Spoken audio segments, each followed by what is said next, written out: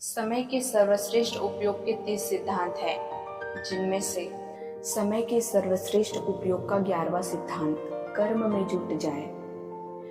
बेहतरीन लक्ष्यों और सर्वश्रेष्ठ योजना के बावजूद आप सफल हो सकते हैं, बशर्ते आप उन पर अमल न करें। कर्म ही वह जादुई तत्व है जो आपको स्थायी सफलता दिलाता है।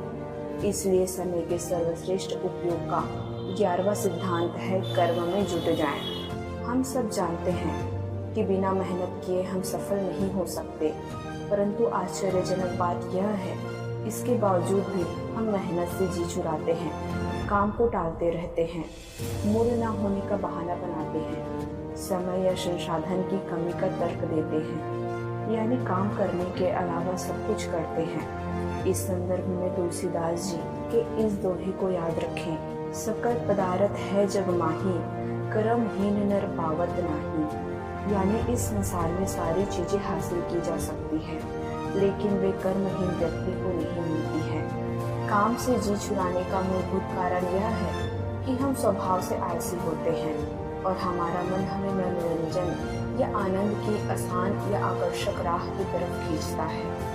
हम यह भूल जाते हैं कि सफलता की राह मुश्किलों से भरी होती है, जिस पर चलने का श्रम करने के लिए हमें अपने मन पर काबू पाना होगा, अपनी इच्छा शक्ति को दृढ़ करना होगा और लक्ष्य की तरफ लगातार बढ़ना होगा।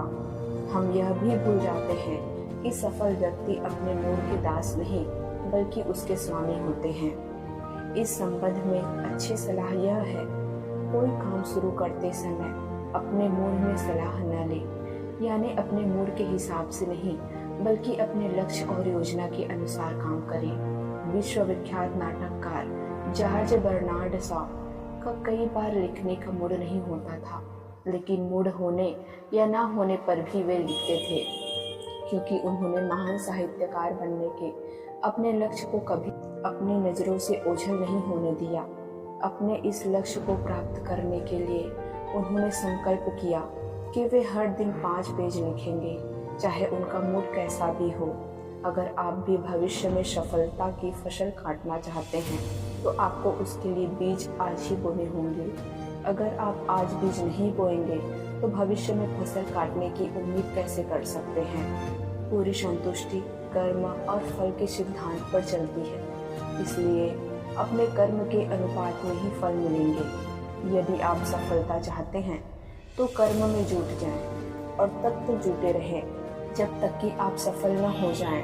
यदि आप समय का सर्वश्रेष्ठ उपयोग करना सीख लेते हैं, तो आगे चलकर समय आपको पुरस्कार में वह वस्तु दे देगा जिसे आप प्रबलता से चाहते हैं। सम्मान, सफलता, धन, सुख या जो भी आप चाहते हैं।